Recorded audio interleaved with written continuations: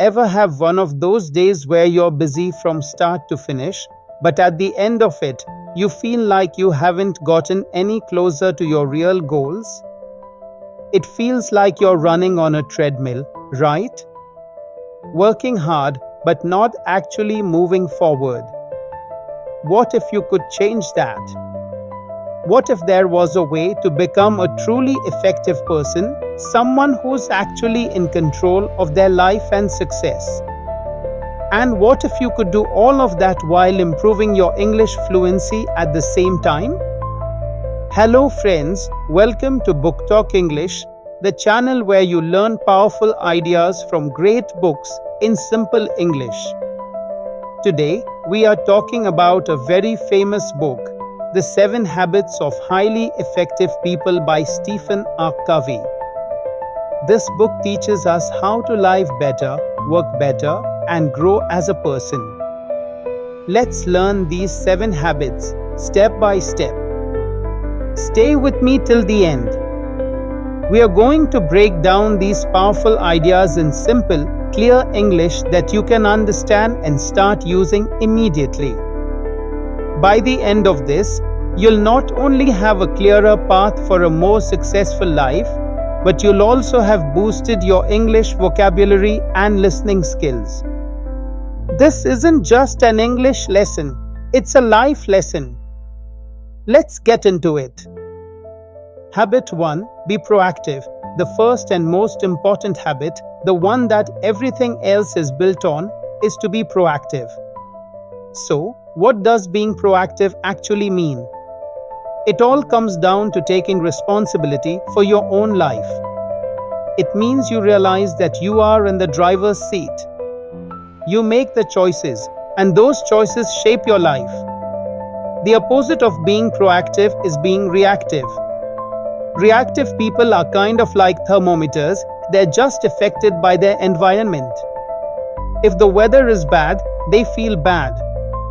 If someone is rude to them, their whole day is ruined. They tend to blame other people and situations for their problems. Their language gives them away. There's nothing I can do, he makes me so mad, or if only. Proactive people are different. They know that between what happens to them, the stimulus, and how they react, the response, there is a space. In that space lies the freedom and the power to choose their response. They focus on the things they can actually control, which Covey calls the circle of influence. You can't control the traffic, but you can choose to leave earlier. You can't control someone else's bad mood, but you can choose not to let it infect yours. Proactive language sounds like I can, I will, or I choose. It's the language of taking ownership. So here's your exercise for this habit. Think of one area in your life, maybe at work or at home, where you've been reactive. Now, what's one proactive step you can take this week to improve that situation? It can be tiny. The whole point is to start practicing that freedom to choose. Habit 2. Begin with the end in mind. The second habit is to begin with the end in mind. This is all about vision and leading your own life. Imagine you're building a house. What's the very first thing you do? You don't just start buying wooden nails, right? First, you need a blueprint. You design the entire house in your mind and on paper long before you ever pick up a hammer. Covey says that everything is created twice. First, there's a mental creation, and second, there's the physical creation. Begin with the end in mind means knowing where you're headed in life. It's about having a clear destination. Because if you don't know where you're going, you might spend your whole life climbing the ladder of success, only to get to the top and realize it was leaning against the wrong wall. To practice this, Covey suggests creating a personal mission statement. Think of this as a personal constitution. It's a document where you decide what truly matters to you, defining your values and your long-term goals. It becomes the guide you use for all your future decisions. Your mission statement answers the big questions like what kind of person do I want to be and what do I want to give to the world. For your exercise with habit 2, try to find some quiet time this week to just think about your end. You don't have to write a perfect mission statement right away. Just start by jotting down a few of your most important values. What truly matters to you? That's the first step to creating your own blueprint. Habit 3. Put first things first. Okay, so you have your destination from habit 2. Habit 3. Put first things first is the how to. This is a habit of managing yourself and having discipline. This habit is about one critical distinction, understanding what's urgent versus what's asterisk important star. Urgent things scream for your attention right now, like a ringing phone or a last-minute deadline. Important things are those that contribute to your mission, your values, and your long-term goals. The trap many people fall into is spending all their time on urgent things that aren't actually important. The key to being effective is to focus on what's important, not just what's loud. Covey created a simple matrix for this, dividing tasks into 4 quadrants. Quadrant 1, urgent and important, crisis, pressing problems. Quadrant 2, not urgent and important, prevention, planning, relationship building. Quadrant 3, urgent and not important, interruptions, some meetings, other people's priorities. Quadrant 4, not urgent and not important, trivia, time wasters. Truly effective people spend most of their time in Quadrant 2. They plan, they prepare, and they work on their goals before they become emergencies. This takes discipline, and it means you have to be willing to say no to things in quadrants 3 and 4. For your exercise, take a look at your to-do list for this week. Can you sort your tasks into these 4 quadrants? How much time are you really spending in Quadrant 2? Try to identify one important, but not urgent, task and schedule a specific time to do it.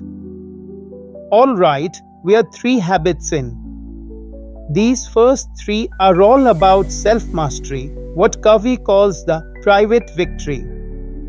So, out of these 3, be proactive, begin with the end in mind, or put first things first. Which one do you think is the most challenging for you? Let me know down in the comments. And hey, if you're getting value out of this lesson, a quick click on the like button really helps our channel reach more people just like you. Now, let's get into the public victory. Habit 4. Think win-win. The next 3 habits are all about how we work and interact with other people. Habit 4 is to think win-win. This is a total mindset shift about human interaction. Many of us are taught to see life as a competition. If I win, you lose. That's a win-lose mindset. Others might go the opposite way with a lose-win approach, where they always let other people get what they want. Think win-win is a completely different way of looking at things. It's the belief that there's plenty of success to go around, and one person winning doesn't mean another has to lose. It's not about my way or your way. It's about finding a better way that works for both of us. A win-win solution is an agreement that is mutually beneficial, where everyone is satisfied with the outcome. To get to that solution, you need a balance of courage and consideration, the courage to express your own feelings and needs, and the consideration to listen to theirs. This is all built on what Covey calls the abundance mentality, the belief that there is enough for everybody. For your exercise, think about a recent negotiation or disagreement you were in. Looking back, was it a win-lose, lose-win, or a genuine win-win? Now, think about an upcoming interaction. How can you go into it with a win-win attitude, searching for a solution that makes everyone feel good? Habit 5. Seek first to understand, then to be understood. Habit 5 is probably the single most important skill in communication. Seek first to understand, then to be understood. And honestly, this is probably the hardest habit for most of us. Most people don't listen with the intent to understand, we listen with the intent to reply. We are either talking or we are preparing to talk. We hear what people say through the filter of our own experiences and judgments. Covey says we need to practice empathic listening.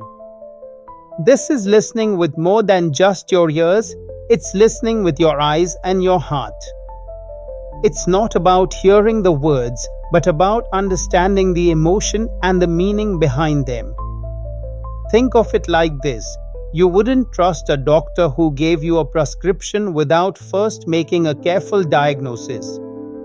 In the same way, we have to diagnose, we have to deeply understand the other person's perspective before we prescribe our own advice or opinion. Only after you have truly understood them can you begin to be understood. When people feel seen and heard, they become so much more open to what you have to say. Your exercise for habit 5 is simple, but it can be incredibly powerful. The next time you're talking with a friend or family member, just listen. Don't interrupt, don't jump in with advice, and don't try to one-up them with your own story. Your only goal is to understand. You can ask clarifying questions like, "So, what I'm hearing is that you're feeling." Notice how it completely changes the dynamic of the conversation. Habit 6. Synergize. Synergize is the habit of creative cooperation. In simple terms, synergy means the whole is greater than the sum of its parts. It's the magic where 1 plus 1 equals 3 or 10 or even 100. Synergy happens when we genuinely value the differences in other people. Instead of seeing someone's different opinion as a threat, we see it as a gift. When people with different points of view collaborate in a spirit of trust, they can come up with solutions that are way better than what anyone could have thought of on their own. Think of a great jazz band.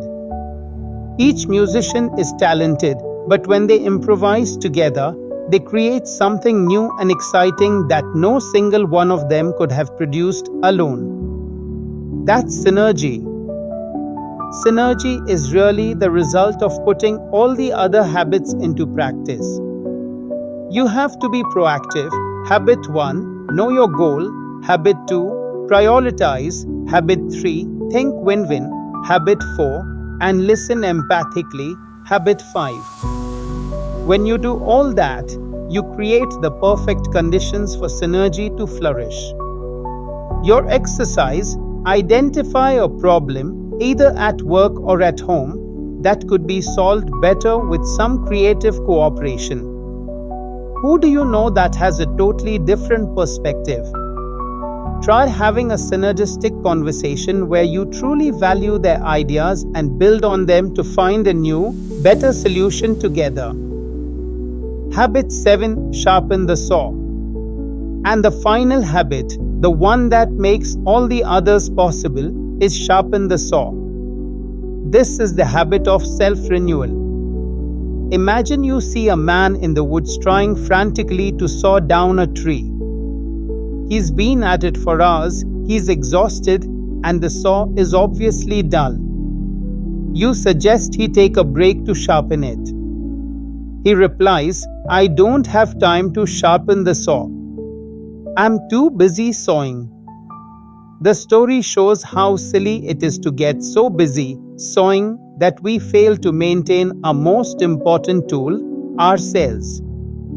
Sharpen the saw means taking regular, dedicated time to renew yourself. Covey breaks this down into 4 key areas of our lives. 1. Physical, taking care of your body, good food, enough rest, and regular exercise. 2. Mental, keeping your mind sharp, reading, learning, writing, and planning. 3. Social emotional, building and nurturing your relationships by serving others and practicing habits. 4, 5, and 6. 4. Spiritual, connecting to your inner values and peace, whether that's through meditation, music, art, or just spending quiet time in nature. Taking time for renewal isn't a waste of time. It's a critical investment that makes you better at everything else you do. For your final exercise, make a simple list of 1 activity you can do this week to sharpen the saw in each of those 4 areas. It could be as simple as a 20-minute walk, physical, reading a chapter of a book, mental, calling a friend just to check in, social emotional, and spending 5 minutes in quiet reflection, spiritual. So, there you have it, the 7 habits of highly effective people. Let's do a quick recap. Habit 1. Be proactive. You're in charge of your life. Habit 2. Begin with the end in mind. Know your destination. Habit 3. Put first things first. Focus on what's truly important. Habit 4. Think win-win. Find solutions that benefit everyone. Habit 5. Seek first to understand, then to be understood. Listen before you talk. Habit 6. Synergize. Value differences and work together. And habit 7. Sharpen the saw. Renew yourself consistently. These habits aren't a quick fix or a magic trick. They're a lifelong journey of continuous growth. By practicing them, you can move from being dependent to independent and ultimately to interdependent, where you can achieve incredible things with other people. Thanks so much for sticking with me through this lesson. You've not only learned some powerful ideas for a better life, but you've also given your English listening and comprehension skills a great workout. If you want more lessons that help you improve your English and your life, make sure you subscribe to the channel and hit that notification bell so you never miss what's next, and let us know in the comments which habit do you want to start today. Thank you for watching Book Talk English. We hope you enjoyed this summary of the 7 habits of highly effective people. Now it's your turn to go out there and start building these habits. See you next time. Keep learning, keep growing,